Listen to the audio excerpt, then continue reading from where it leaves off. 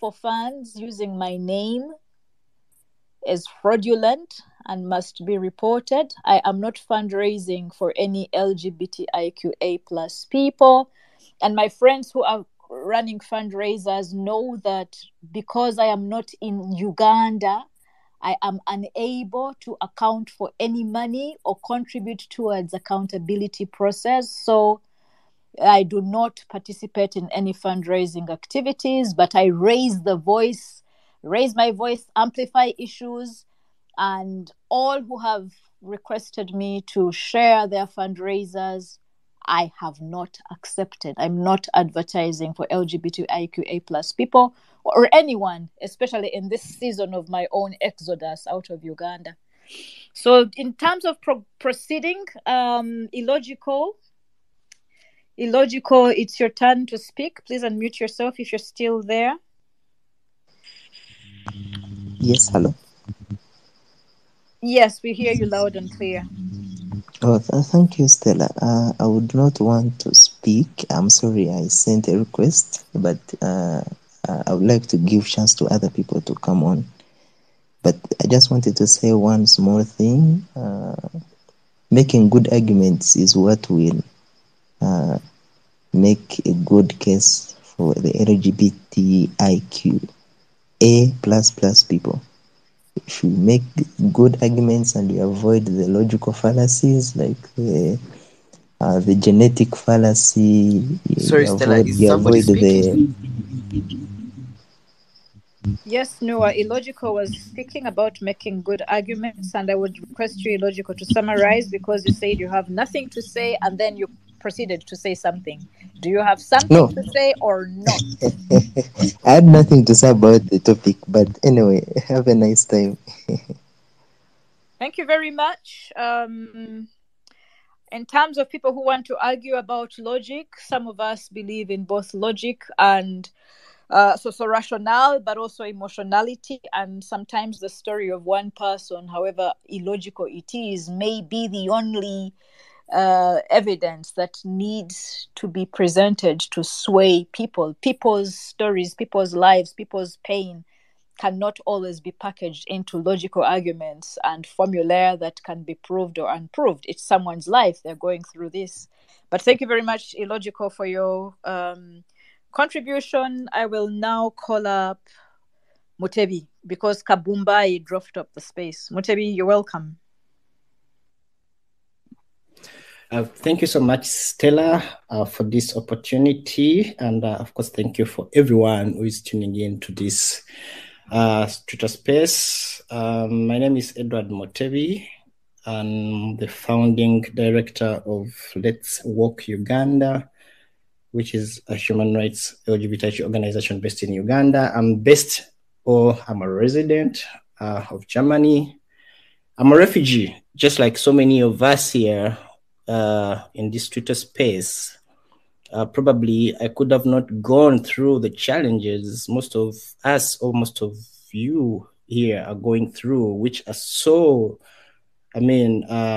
heartbreaking. I can just totally relate, but I can know or I understand what you're going through. I'm a refugee. I'm a master's degree student, finalized very soon, I think by the end of this year, and doing human rights and social work and human rights. So I'm very, again, happy to be here, and I'm going to speak about just a few things and very fast for the purpose that I'm not doing so well health-wise. Just going to touch very, very few things. I don't have really organized notes here, so you may see me jumping on this and that, so you may excuse me. I jacked myself to at least contribute something. One of the things I want to speak about, of course, I said I'm the executive director of Let's Walk Uganda. I think another one thing which is very important for me to say or to put to this Twitter space is that Let's Walk Uganda just a few days back successfully managed to petition or to request, I don't know the legal terms to use in this case, requested to join as petitioners against the Anti-Homosexuality Act in Uganda. And of course, that was a process we started some few weeks back. And I think it was like 2 days back or 3, when the court accepted us to join petition number 16. Petition number 16 as petitioners. That's Let's Walk Uganda. I'm also part of the petitioners, Edward Mutebi, and then a gentleman called Martin Musime Alex, who is also working as the head of legal desk at Let's Walk Uganda, one who goes by the name of Solomon, and then, of course, the first petitioner, that is Council Rutalo, who was so generous to add us on his petition as co-petitioners. Why have I talked about the court issues, and why have I thought it necessary for me to bring this issue in the Twitter space? So many people may be asking themselves questions: why would Let's Walk Uganda, a grassroots organization, stand out to risk? In this kind of situation and climate we are living in? Why would such an organization do that? We have a number of organizations in Uganda, very big, which work on several issues. And we're having a law in Uganda which is very, very brutal, to say, to an extent that people can be killed. It has a death penalty in it. It has life imprisonment in it. This is a law which discriminates people with HIV. It discriminates people with disabilities. It persecutes. It persecutes children or minors, children below the age of 18. And if someone asked, when people asking, how many petitions do you have in court, or how many people are petitioning against court, or how many people among these people who are petitioning, against the anti-homosexuality court, against the anti-homosexuality law, how many of these are gay people, or are queer, or LGBTQ? How many people of these stand in, for the disabled, or how many people of these stand in to support the children of Uganda who are persecuted under this law? We're having only 3 petitions in Uganda right now against the law, and we are having, I don't know how many organizations that are working to support children, like children organizations in Uganda. We have so many organizations that work for the disabled. We have so many organizations very big with names and very prominent in the community and the societies. I will mention like Taso Mulago, which supports people living with HIV and AIDS. We have so many organizations that I may not be able to mention. For me, in my view, which I feel or I think would have at least raised the question. At least even if one organization could come up and put out a petition on what they think, like for them, it's a violation of what they believe in. But most of these organizations have decided to keep quiet and silent and, enjoy their comfort and enjoy the funding, which, Savage just said it, they're not getting. Of course, I will exclude Let's Walk Uganda in this, because Let's Walk Uganda, we have done a lot beyond even what we're supposed to do, even touching our own budgets and money to support the queer community, to support even refugees in Kenya.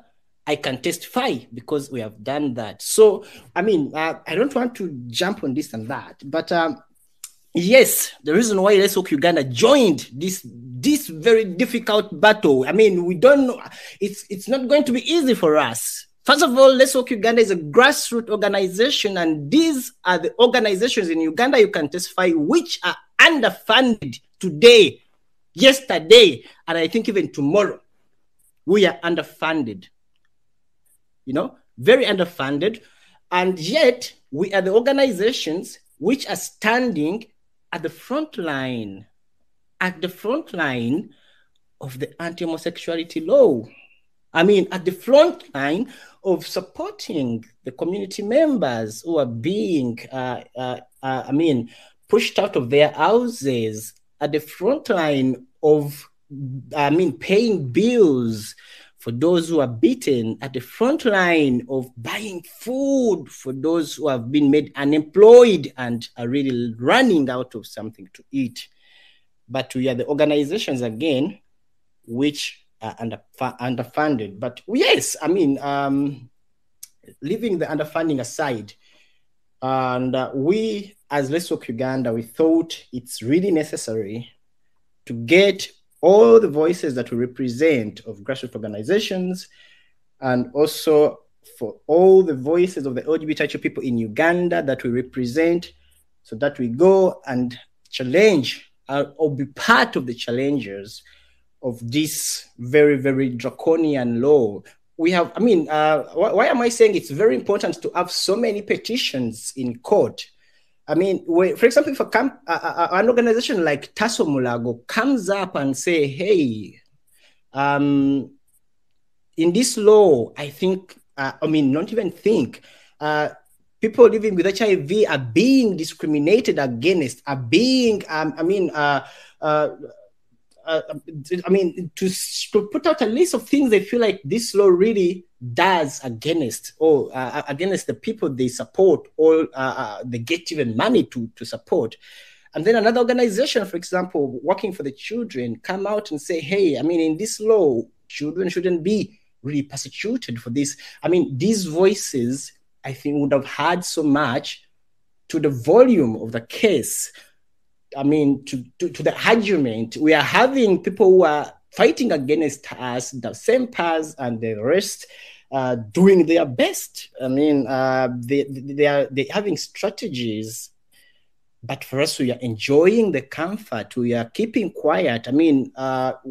We're stepping into fire as Let's Work Uganda. We know, but I believe in not keeping silent, and I believe in a thing that if the government, because LGBTQ people have been now made, all our rights literally have been lobbed away from us. They have been removed away from us by the government. We have been left with no right. We have no right to live or to life. We have no right to access medical care. We have no right to access food right now in Uganda as a gay person. We have no right to work. We have no right to anything.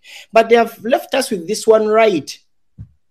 The one right to challenge the law in the Constitutional Court of Uganda.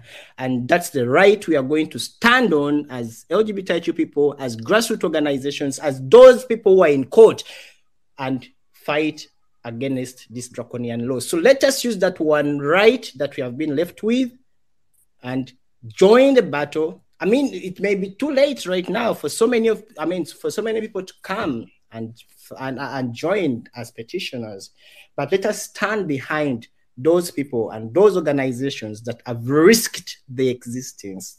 We don't know what may happen tomorrow. We don't know if tomorrow we have already started receiving some backlashes. We file because we are company limited by guarantee. We all know what happens in Uganda. We cannot get an NGO status. We've tried and it has not happened.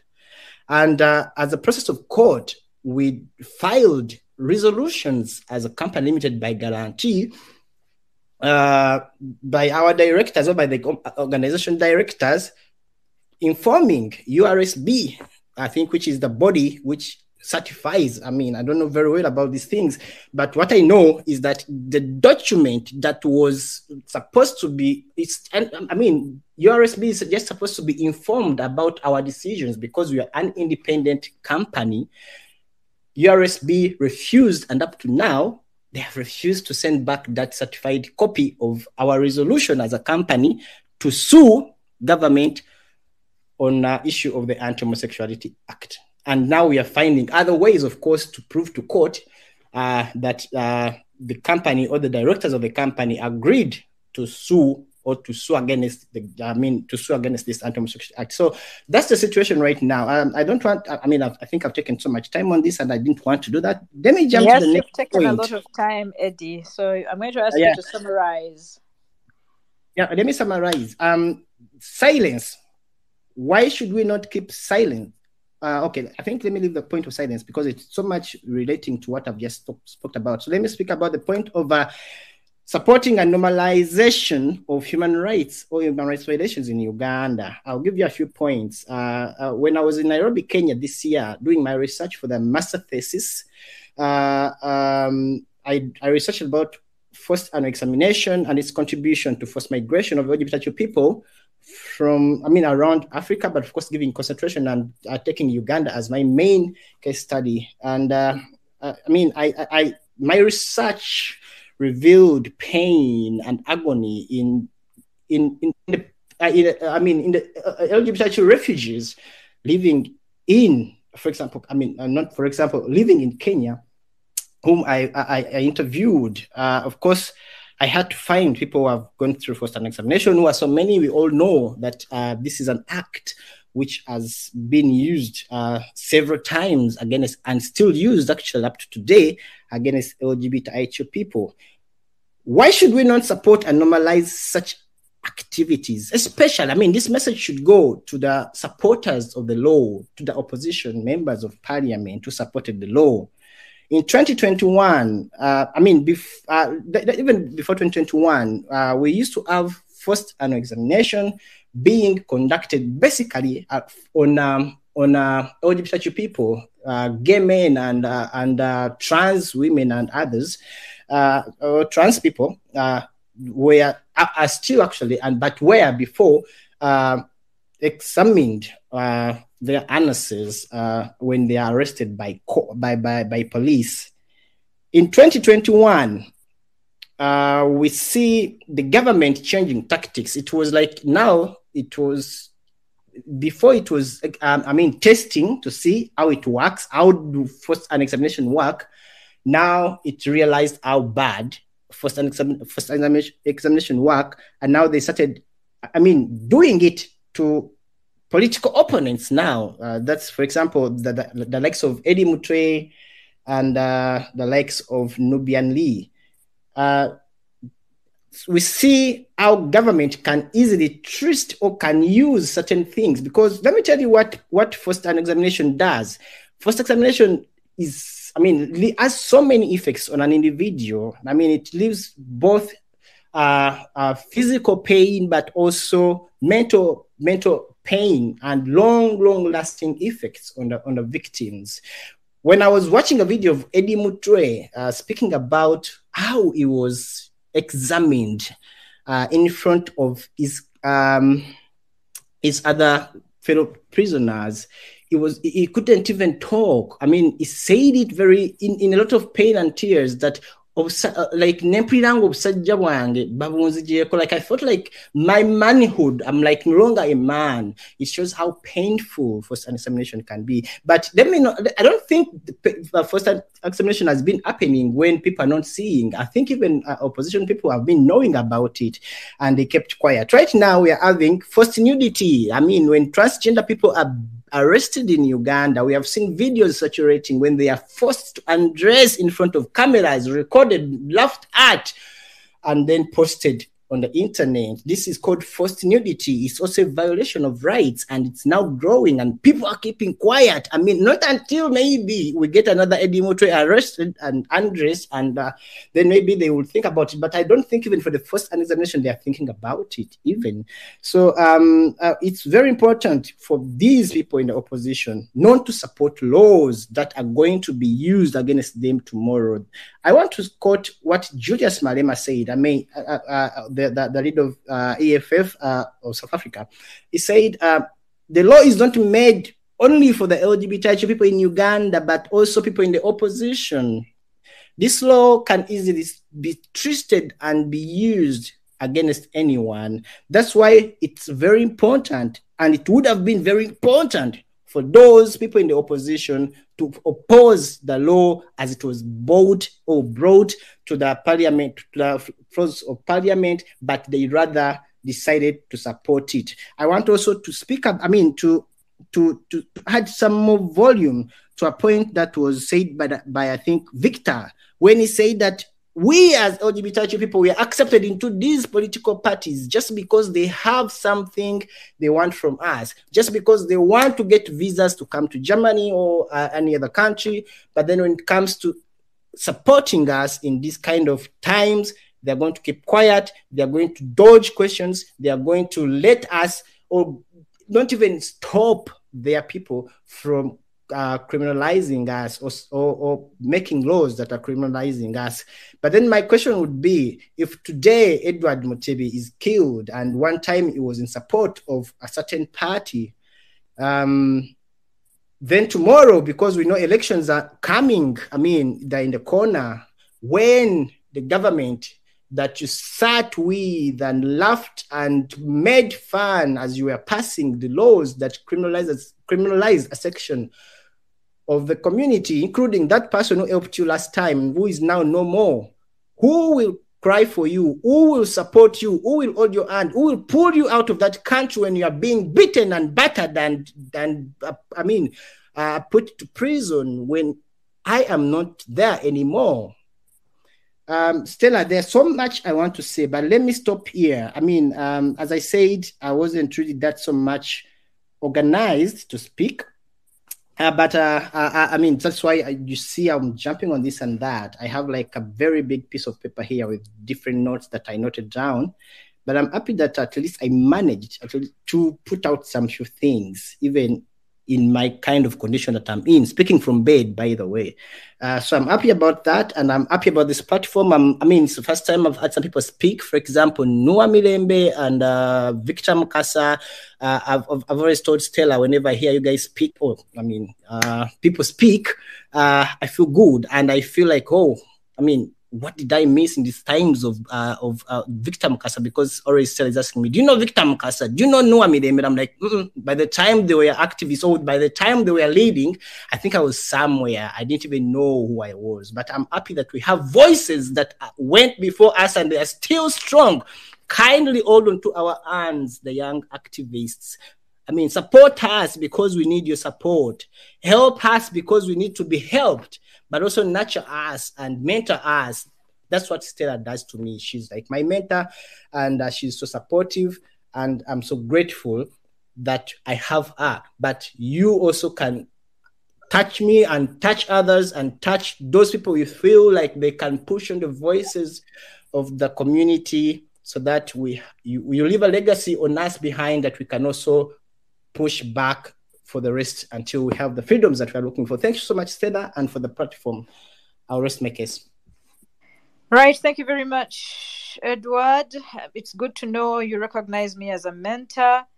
There are two other people who requested for the microphone. You have raised a number of issues, Eddie, and I think for people such as LM Prozo Lutatini Sibwa, who has been sending out a lot of homophobic questions and arguments since the space was advertised, yet he is a comrade in the struggle for liberation in Uganda, the important example of Eddie Mutwe being subjected to forceful anal examination. We used to think that the police and the military in Uganda were only forcefully inserting their fingers and bottles and sticks into the anuses of gay men and transgender people. But we have seen, as Eddie has highlighted, that forced anal examinations are now being done to NUP people, opposition members in Uganda. If we allow injustices to continue in Uganda because they're happening to homosexual people or transgender people, these injustices are going to be used to us, dissidents, members of the opposition, people who are critical of the government, and there will be nobody to fight our case for us. So LM Prezo and any other homophobe, If you think that your heterosexuality protects you from dictatorship, what they're doing to homosexuals today and transgender people will be done to you in your struggle for liberation. That is why, in terms of fighting for independence and liberation, our struggles must come together. We must combine hands and efforts in our fights for liberation and independence. I did not come to lecture. Stephen Kabuye, the floor is yours, and then JJ Opondo, you will follow, and then we shall close the space with the concluding remarks of the three speakers, Nua, Reverend Mother, and Victor J. Mukasa. Stephen, you're welcome. Thank you, Dr. Stella. I hope you can hear me. Yes, we hear you loud and clear. Okay, I'm Stephen Kabuye, Co-Executive Director, Colored Voices Media Foundation. I'm a 25-year-old Ugandan, and I'm currently living in Nairobi, Kenya. Not because I love to live in Nairobi, but because I was forced to flee my homeland. Yeah, because I chose to love differently. All the Mother Nature didn't turn out to be aligning with what the junta Museveni decided to what it should be. I'm going to be brief because I'm currently not feeling well health-wise. And if my voice is very low, you'll excuse me. I'm having difficulties in my breathing. Because I have a bruised diaphragm, of which I attained such injury because of an homophobic attack I received in Kampala a few months ago. On the topic today, what does independence mean for threatened Ugandan LGBTQIA plus lives? I'd like to say for the LGBTQIA plus Ugandans, celebrating Independence Day can be a complex experience. On one hand, Independence Day marks the country's liberation from colonial rule and symbolizes the progress and achievements of the Ugandan people as a whole. It is an occasion to celebrate national unity, culture, and heritage. However, the presence of laws like the AHA 23 casts a shadow over this celebration for the LGBTQIA plus Uganda community. These laws, with severe penalties, including the death penalty and life imprisonment, contribute to an environment of fear, discrimination, and persecution for individuals belonging to the LGBTQIA plus community. For the LGBTQIA plus community, celebrating the Independence Day may be a reminder of the contradiction between the ideals of freedom, equality, and human rights that Uganda gained through independence, and the reality of their marginalized status within society. It also highlights the ongoing challenges and struggles we face as we fight for recognition, acceptance, and equality in our own country. The continued existence of laws that criminalize homosexuality and the introduction of the new legislation like the AHA 23 demonstrate the persistence of discriminatory attitudes and policies towards our community in Uganda. This serves as a stark reminder that there is still a long way to go in terms of achieving full equality and protection for all individuals regardless of their sexual orientation or gender identity. Celebrating Independence Day in Uganda for our community means navigating between acknowledging the country's achievements and aspirations for independence, while also recognizing the ongoing struggle for LGBTQIA plus rights and the need far more inclusive and accepting society. So all in all, Uganda was given independence in 1962, but our community wasn't given independence. We inherited penal code laws that criminalized us since 1962, which means we were illegal since 1962. Others gained independence, but the LGBTQIA plus community never gained independence. We were seen as criminals that deserved to be thrown in jail and not to live peacefully and independently as the rest. So we never gained independence. And this bothers me a lot because even the new leadership we vote and we fight to bring into power, the ones we're voting for are not ready to also grant us this independence.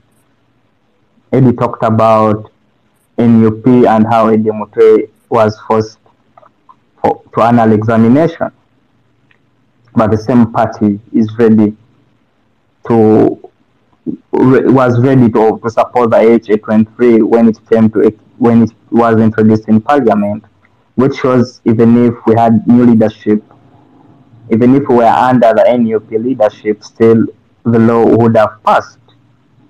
I was recently reading how Bobby Wine is ready, all has reconciled with the LGBTQIA plus community, and is taking back the words he used in his songs when he said, "Join me when I ban the." I'm forgetting the word he used. The Batman. And he was saying, and the news were saying, the Telegraph said he's now okay with the LGBTQI plus community. And then I was asking myself, when did he even wake up one morning and say, to my dear LGBTQIA plus Ugandans, I'm saying I'm sorry for my party supporting the HA23, and I'm standing today to say that you humans and you deserve living, you don't deserve death. You don't deserve death as the law subscribes. You don't deserve life imprisonment. Why would such people go outside and tell the world that they are okay for our living and then come back to Uganda and support such laws that push us into hiding, that push most of people to end up committing suicide, that force most of people like Savage to end up in sex work so that she makes a living. So I'd like to say that don't let anybody deceive any of us. When we were gaining independence in 1961, our community never gained independence, and we still have a long way to go. Because right now, if the leading party everyone wants to put into power also believes that the community deserves death, and we deserve not to be among the human beings, then at the end of the day still there wouldn't be no difference in changing power. Still we will be facing the same things we are facing today under the junta, Yoweri Kaguta Museveni. So we still have a long way to go, and we still have to fight a lot. I think we still have to make a lot of noise with a lot of actions to make sure we also enjoy the independence that was granted to Uganda in 1962. Although even the normal Ugandans, as they call themselves, also ain't enjoying it yet. But yeah, I believe this is the right time for us to join forces, either heterosexual or homosexual, so that we fight for our actual independence. Thank you, Dr. Stella, and the rest on the space, and those listening in. Right, thank you very much, Stephen Kabuye. Please mute yourself. I think that the question you raised about the political parties is important, particularly because, as Victor told us when he was speaking at some point in the introduction, LGBTIQ people, homosexuals, transgender people, lesbian, gay men in Uganda belong to political parties.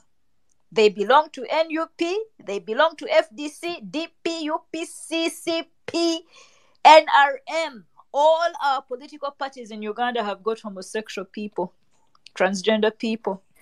Homosexuals vote, homosexuals carry DR forms, homosexuals organize along with us, homosexuals fundraise, homosexuals contribute towards the money that is paid to bail our foot soldiers out of prison. Homosexuals are part and parcel of the freedom struggle. You are raising questions to NUP. It is important to raise those questions because part of the parliament that signed the anti-homosexuality law has got members of NUP as well as my own party, FDC. This time in 2013, almost all of opposition was united in signing their names to vote for the Anti-Homosexuality Act. The two abstentions, the two people who did not sign that law, who didn't vote yes for it, one is an NRM person and the other is an independent. So all our opposition political party members of parliament supported the anti-homosexuality law. They worked together with the junta that is oppressing Ugandans to further suppress LGBTIQA plus people. So you raise an important question. The questions you have asked about Bobby Wine. When did Bobby Wine change his position from saying, join me, burn up the Batman, to saying LGBTIQA plus rights are human rights and he is standing for them? That's an important question. Maybe, as I have proposed before, we need to raise up a body of men and women and other gendered persons from the LGBTIQA plus community to join politics, become members of parliament, perhaps become president and change the law.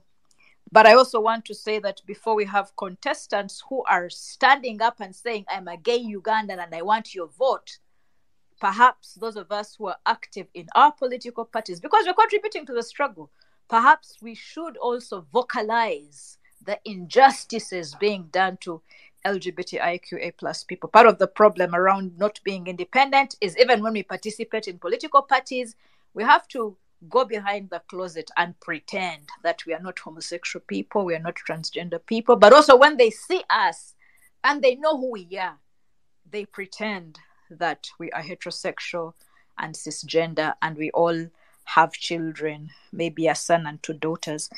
And so Victor raises important questions around political party belonging and the role. The two questions that Victor raised to Chiza Besigye yesterday and to David Lewis Rubongoya yesterday are important questions to our political parties at the forefront of the liberation struggle in Uganda. There's no freedom for Uganda. There is no liberation for Uganda if gay men, lesbians, transgender people are going to be left waiting for the death penalty simply because of who they are. Freedom demands that all of us work together. All of us, all minorities, women, men, transgender people, heterosexuals, infertile people, barren people, pregnant mothers, all of us work together towards freedom, and we're leaving no citizen behind. That is why I'm an ally with the LGBTIQA plus people.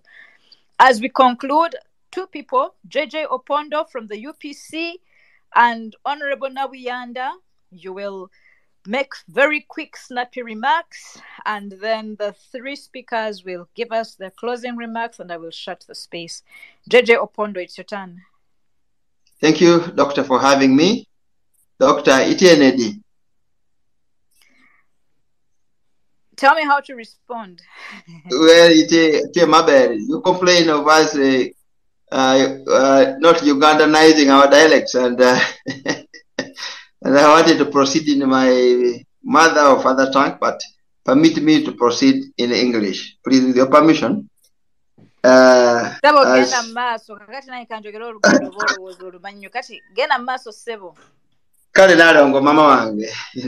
so you understand, right? You challenge. Kakati, my brief facts are that we seem to be picking the stick from the wrong end.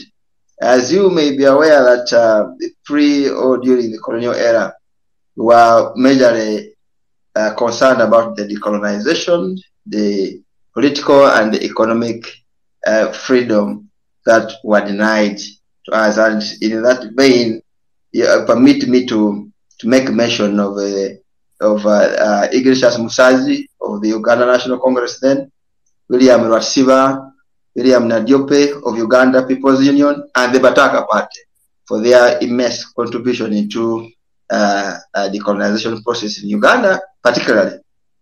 Though UNC and UPU later became UPC in 1959 in the morning of 1960, and we celebrated that we got to have the independence today. I think there are two issues there in common: the independence of the Ugandans and the independence or the liberty of the minorities who are living in Uganda or outside Uganda. As a party, I wish to share with you our very honest concern that when we received the instrument of power, as you mentioned, that we lowered the flag of Queen and we sent them packing politically, but they remain here economically. We drafted drafts of documents and the laws and incorporated it in the body of our party constitution. And in that, in our preamble, we made sure that we shall continue to hold so dear the liberties, the dignity, and the privacy of all the Ugandan people, regardless of their color of rights. In that accord, we continue to hold so dear the aspirations of all Ugandans, regardless of wherever they are in the pursuit of life, against the hellhole we are in today. This is what we fought for, and we shall continue to fight. We still recognize and acknowledge the existential threats posed against the minority in Uganda and wherever they are, because of the intolerable indignities they have been subjected to. We are so concerned as a party, and we are following that very closely, in line with the Australia and the UN Committee of Human Rights, that they said criminalizing the homosexuality is directly the violation of the rights and the privacy of any individual wherever they are. And Doctor, as you may be aware, Uganda is not standing out alone criminalizing this very particular thing. We have the countries like Iraq, Indonesia, Jamaica, Nigeria, UAE, Asia, and other states in America. You know, they have not fully embraced themselves to this. Today, as we work hard to ensure that we defend and protect the minorities in Uganda, the independence we are calling for, as a party, we are continue to get so perturbed with the immense, deliberate, arbitrary deprivation of life, torture, and unlawful or politically motivated killings in Uganda that are witnessed both against the minorities and other political activists in this country.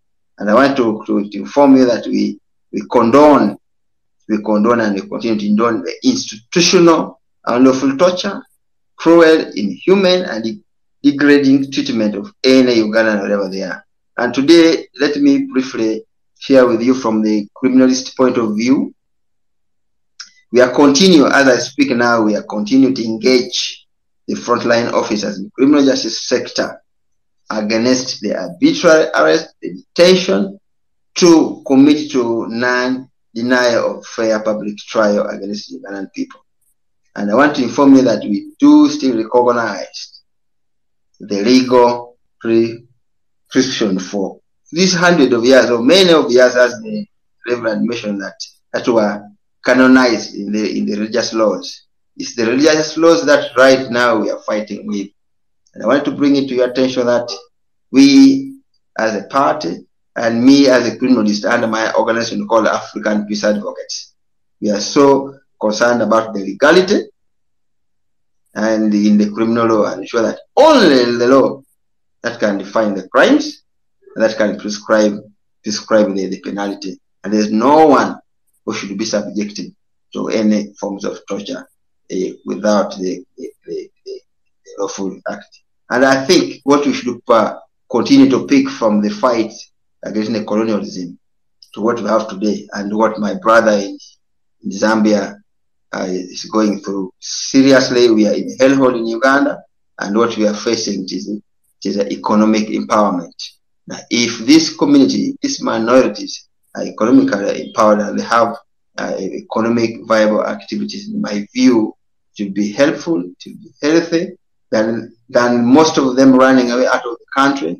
And I want to give you very, very, very disturbing development. In Luzira prison in June this year, a convict was found mounting another detainee in the prison in Kampala remand. It was very disturbing development, and we followed it up, investigated it, and we were told that very convict was transferred from Kampala remand, where he was serving his few months to live.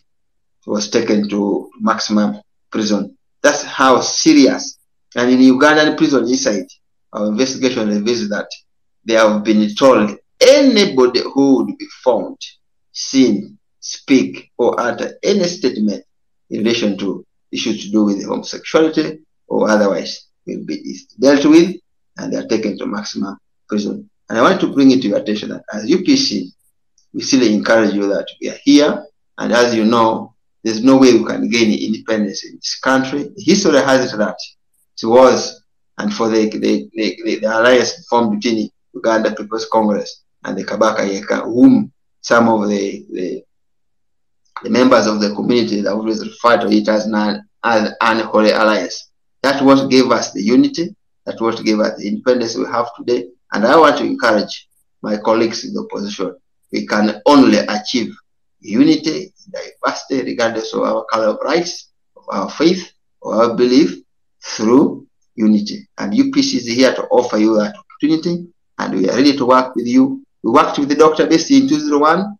If you may recall, we funded him, we supported him as a party. I informed you earlier that we funded, supported the late Semogerere in 1996.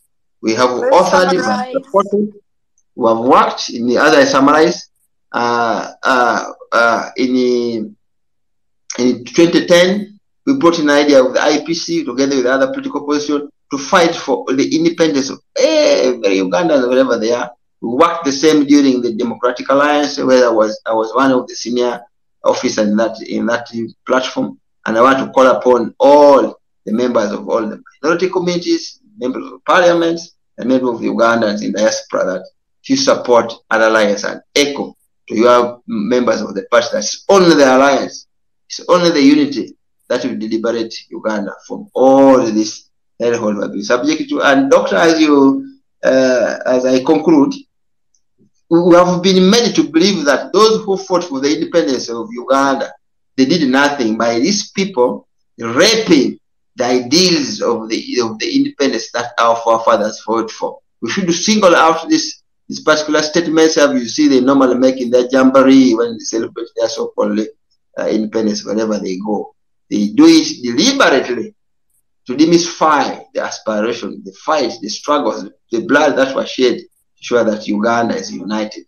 And I want to encourage everybody that, let me inform you, Doctor, that my father, now the late, was taught in Uganda from P1 up to P6. This is in the 30s. So we had a language. We had our own language that United States called Luganda, and Uganda was born out of Uganda anyway.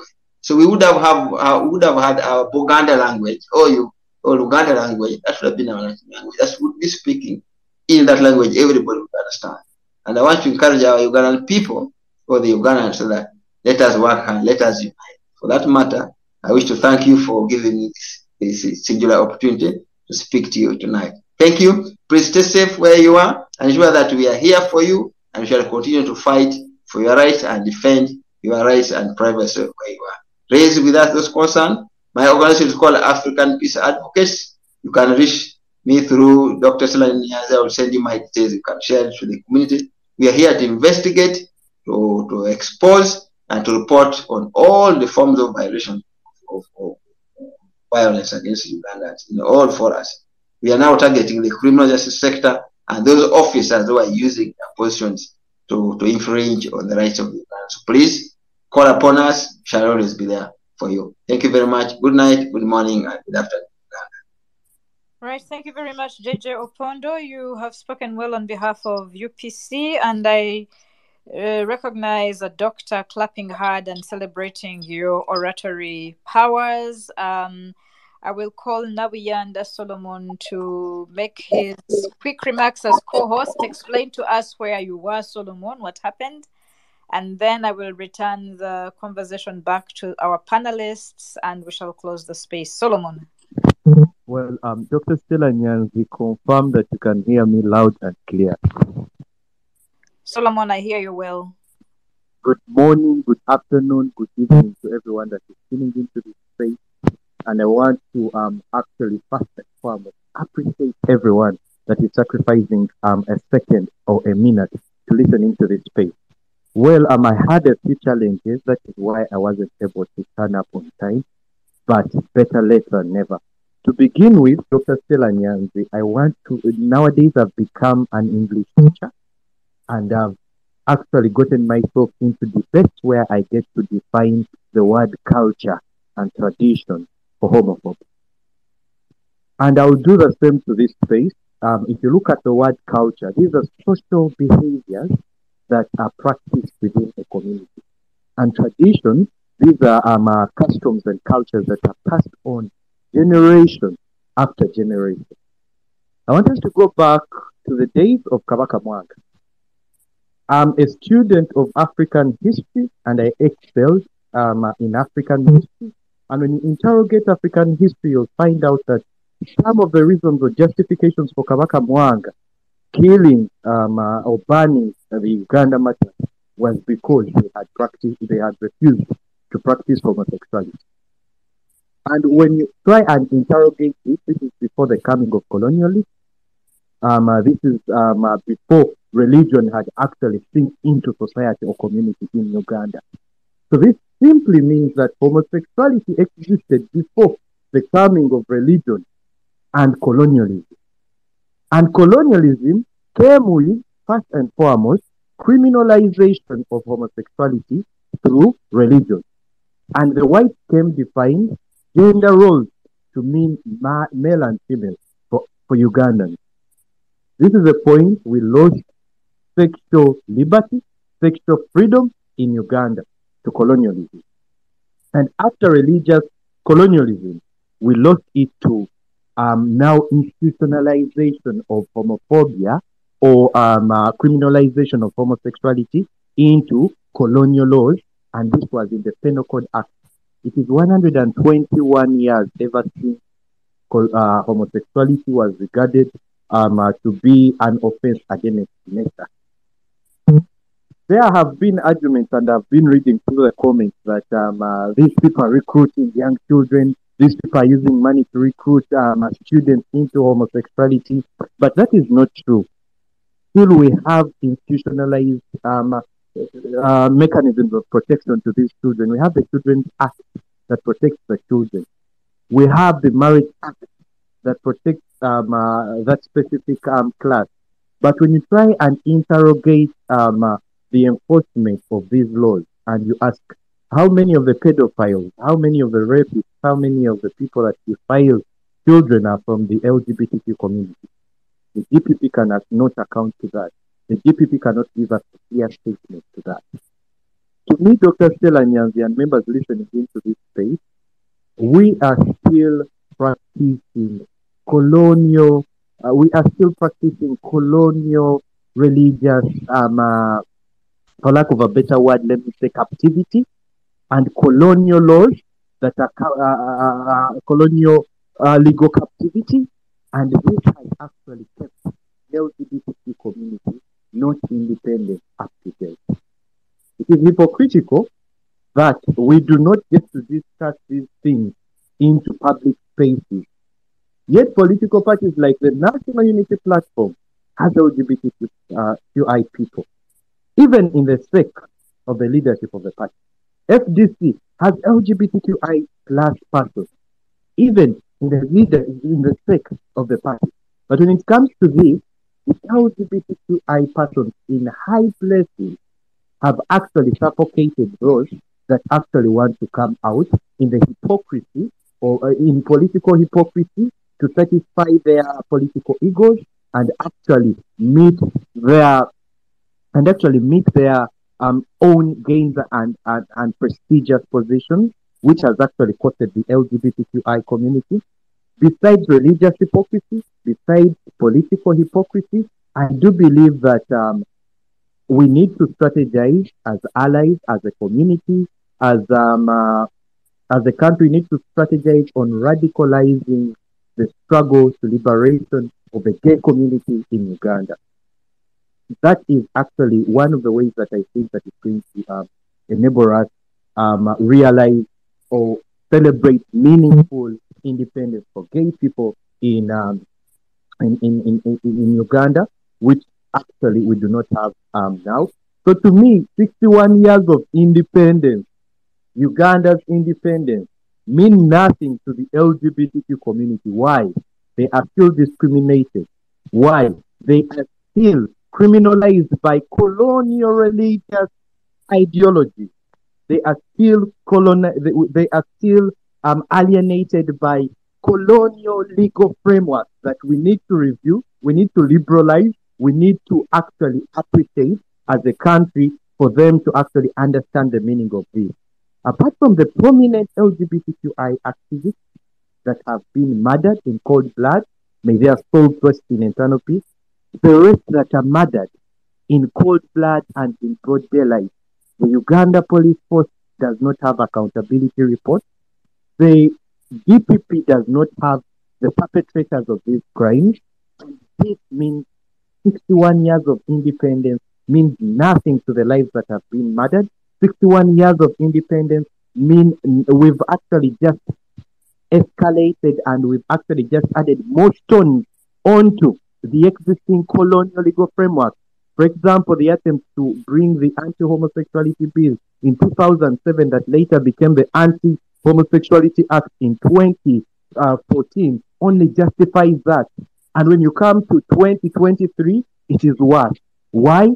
Because even the fundamental universal rights that you, Dr. Stella Nyanzi, the dictator Yoweri Kaguta Museveni, not even my president Kyagulanyi Ssentamu, has powers to deprive of any citizens because they are human, they must enjoy these rights, have also been taken away.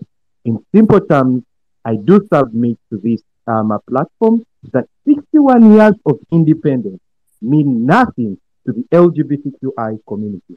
Dr. Stella Nyanzi, it's not my day, therefore I want to turn back the microphone to you. Thank you so much. Right. Thank you so much, Solomon. You've sort of summarized all the points that we have kind of been talking about. After your legal summary around lacking political independence, LGBTIQ people lacking freedom and independence, I think I'll invite Noah to make your concluding remarks, and then Reverend Mother, and we shall end with Victor Mukasa. Thank you for your patience and staying throughout the course of this space. Noah. Thank you so much, Stella, for hosting this conversation today. Spaces like this, as we had our colleagues speak about what is left for LGBT Ugandans, I think it's quite clear that it's not yet independence, and it is clear I think we are obviously building up from the conversation also yesterday about what it means to fight for our collective freedom. Thank you for my co-panelists as well, Reverend Mother and Victor, for the truth that you've shared for us. I think the different perspectives are really helpful. You've given us some ideas about what it means for us to fight, what it means that's missing, what else can we do to continue working towards this. People are passionate. We've had the passion that people are speaking with. This is a matter of life and life.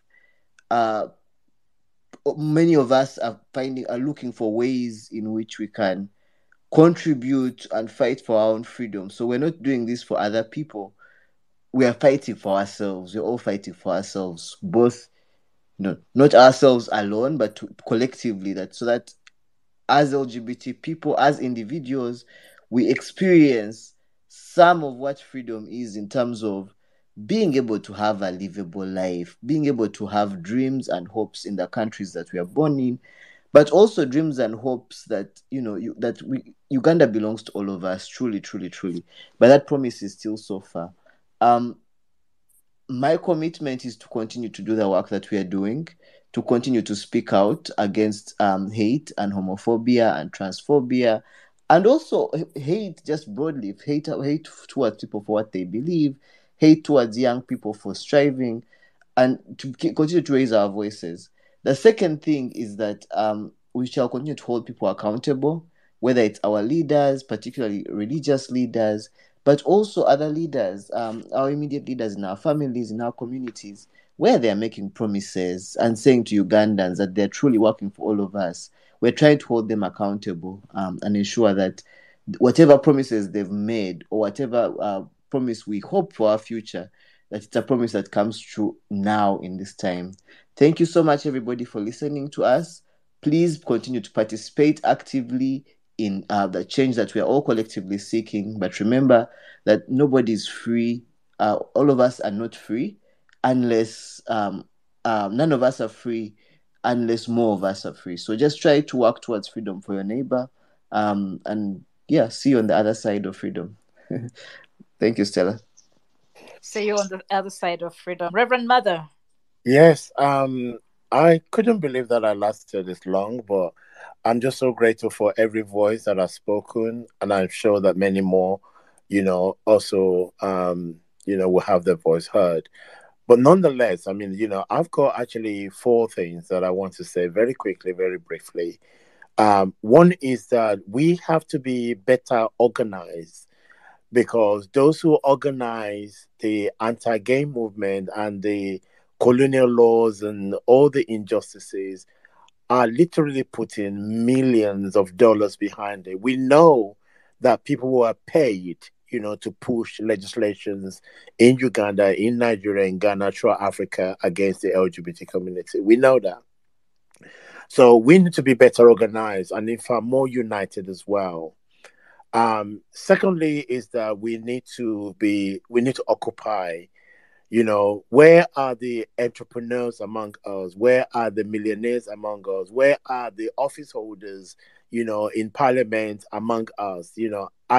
I cannot believe that in Uganda or Nigeria or Ghana, there are no LGBT persons in government.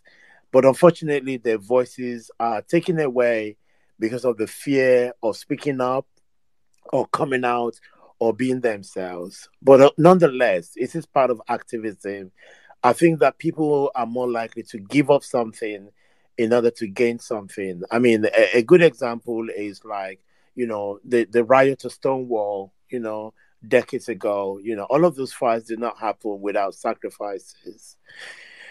And I think the other thing is ownership as well. I know that a lot of communities are doing a lot, and I would like to appeal, and also urge international LGBT movement, international human rights movement, international humanitarian movement to actually do a lot more to intervene in the situation. Kakuma camp should never happen. People should not be displaced within their country or anywhere else. People should have access to freedom and freedom of movement as well. And I believe that, we need to take ownership of that. We need to take ownership of providing safe spaces and counseling and support, for our mental health, for our healthcare, and many more. There are so many trans people that need to transition safely, so that they can be themselves and contribute to society. There's a lot more to be done. And finally, we need to overtake. I'm not asking for a military takeover, but I think sometimes we need to overtake so that we can, provide the best support for our people. We need to overtake the nuisance that we see in our society. Injustice against one is injustice against all. There is no doubt in my mind that as we come together collectively speaking about this, we will get there one day.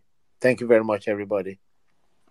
Thank you very much. We will get there one day. Pray for Uganda when you say your prayers. And we shall end the space with Victor, who opened it. Thank you very much, Dr. Stella. Thank you for this space. And thank you to everybody who has participated in this discussion, including those who have just listened in. Indeed, independence is far from reality when the things that are happening to Ugandans today are still happening. I have just about 3 points to note, and it's in response or support of points that have been mentioned. And one of them is the fact that fellow Ugandans listening in or who will listen in later, it is high time that we realized as a people that homosexuals and transgender people are not the problem of Uganda. We need to realize that everything that has been said about homosexuals is a lie. It is propaganda to get you on that side. See, in Parliament, they mentioned that they inquired from the homosexual community about homosexuality. And what they got was that there was recruitment, there is rape, there is sodomy, there is, there's illness, and there's all sorts of horrible things that would scare any normal Ugandan if they heard about it, especially when they cannot think for themselves. But you know what they did? They went to the gay community and got, just the way they would go to the heterosexual community and go to my village. There is a drunkard called Majambere, and they get Majambere to come and speak in his drunkenness on behalf of straight people, to speak on behalf of all those that identify as heterosexuals, because he is poor and he has accepted some money and he can easily say all heterosexuals sleep with cows. And then you take that to Parliament and make it the argument against homosexuality. Now, the truth of the matter is that that was used, and it has always been used, to silence Ugandans, especially in this era where Ugandans are realizing that they can speak, they can ask for accountability, they can actually condemn the bad acts, the filth of our government. Today, the problem of Uganda is not homosexuals. It is Museveni, Musevenism, and all his people. The lack of transparency in our governance is not the problem, is not caused by homosexuals. The lack of accountability, the violation of human rights, the nepotism is not a result of homosexuality in our nation. The absence of the rule of law, the political repression, the poor economic policies, the lack of civic participation, poor public services like education, in healthcare, and roads is not a result of homosexuality. And this trick has been played on Ugandans. That is why every time Ugandans are asking about the oil, they're asking about why the war in this other country, why are we there? The issue of homosexuality comes up. You know why? Because Muslim sheikh will join with Catholic bishop on this one issue.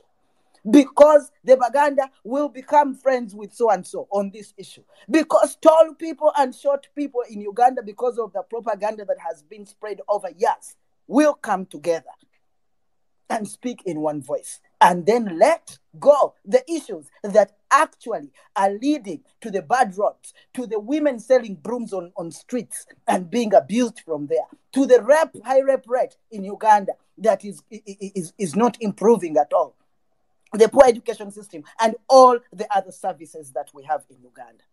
Now, we have leaders who are speaking up against this. But they will not speak out against homophobia, transphobia, and the Anti-Homosexuality Act that is actually affecting all Ugandans. You like it or not, it touches the lives of so many Ugandans.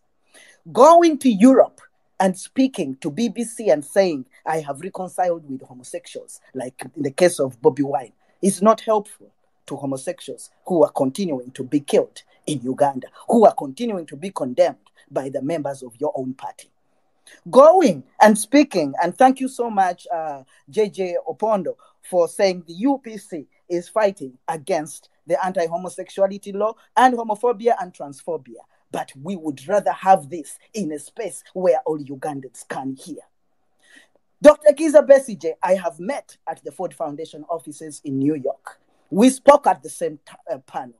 The words he spoke against homophobia, had he said them in Uganda, with all that following that he has, that would be a different thing. So being closeted about the respect of human rights of undesirable groups is not okay. That silence and speaking only in Europe or in small platforms like this compared to a radio show because of fear and intimidation is not saving the lives of the people who are dying now, people who are in jail, people who are crossing borders to experience what another colleague of ours here shared is happening to them in the halls of Zambia, because they are running away from home to be safe, to be alive. So I'm calling upon all our political leaders, including those who signed who supported the anti-homosexuality bill, those who have remained silent in the face of homophobia and transphobia, or even the things that are happening to them that were originally planned for homosexuals. I'm calling out all these leaders of ours to be true and not hypocritical in their leading Ugandans to the promised land, where we will put on the crown as Ugandans and as all of us, and without discrimination on any basis. As a gay activist, I say that if there is any homosexual who is abusing children, they have wronged. They have wronged as big as a heterosexual raping children, or a heterosexual father or uncle who made a 14-year-old child, 13-year-old child pregnant during COVID times, and today are roaming the streets of Kampala free. And the homosexual who has not done that is in jail, is in America, where I do not desire to live. So I'm looking for public condemnation of these injustices from our leaders, that you will not only get our contacts from us for your struggles, which are supposed to be Ugandan struggles, but that you will also stand up and speak against the injustices, against the LGBT community. Why? Because we are a targeted part of our population. We are a targeted part. We are victims of greed. We are victims of ignorance. We are victims of propaganda. And that has to stop, but your voice is required in putting an end to this. And Dr. Stella Nyanzi, you said we need LGBTI people in those places. Fellow LGBTI Ugandans, Uganda is our country. Do not stop fighting for the liberation of that nation. They may discriminate against us, but if you see that women are being raped, rise up. If you see that a certain tribe is being marginalized, rise up. There are all these struggles against land grabbing and everything. They concern us. We will not give up. And in fact, we are coming for leadership. We are coming for leadership because it is our constitutional right to occupy those spaces. That is why we are part of Ugandans who were educated, who attempted to be educated. That is why we love our country, and we shall defend our country, and we shall not be stopped by anybody because of homophobia and transphobia. And that is why even in foreign cold lands, we still speak up. We are still part of the parties. We are still not happy about the killings of Ugandans, the drones, the bad roads, and the rape of young children or women in general. Thank you so much, Dr. Stella. When you get a chance, organize for us another space so that you bring your people to continue listening to us. And Ugandans, all of you, let us continue fighting for true independence. Thank you. Thank you very much, Victor. After your conclusion, I cannot say anything else. Queer, homosexual, transgender people in Uganda, Africa, and the world are my people. Freedom fighters, foot soldiers, opposition members, FDC, NUP, People Power, UPC, anyone that's opposed to dictatorship, starting with Yoweri Museveni, all the way to all the other dictators in the world, anyone who is fighting for liberation are my people. So my people are political activists and my people are queer activists, and whether heaven, hell, or high water, I am going to combine my struggles. I will not allow my politics to be singular and only focus on heterosexual causes, or to be silent or pretend not to realize the marginalization of queer people, homosexual, transgender, non-gender conforming people. Likewise, when I do my work with LGBTIQA plus people and fight for the rights, queer rights, I will not allow us to only focus on that without joining the political rights, because I believe that our struggles are united. I cannot be liberated as a Ugandan if my homosexual brother Victor is still facing, has the death penalty hanging above their head. Likewise, I cannot have queer liberation if Uganda is not liberated. So for me, those struggles are similar, just as my feminist struggle is similar, just as my deep desire to return home is a fight I will fight until the end. So my people are your people, Victor, and I hope that your people become my people, such that we become one people fighting for freedom for all humans in the world. Have a good night, and thank you all for turning up. The spaces will be created. The politicians will listen to the queers, and the queers will become politicians, because we are already doing the political organizing for queer lives and queer safety. Have a good night. Have a good weekend. And we hope we shall liberate Uganda. Bye-bye.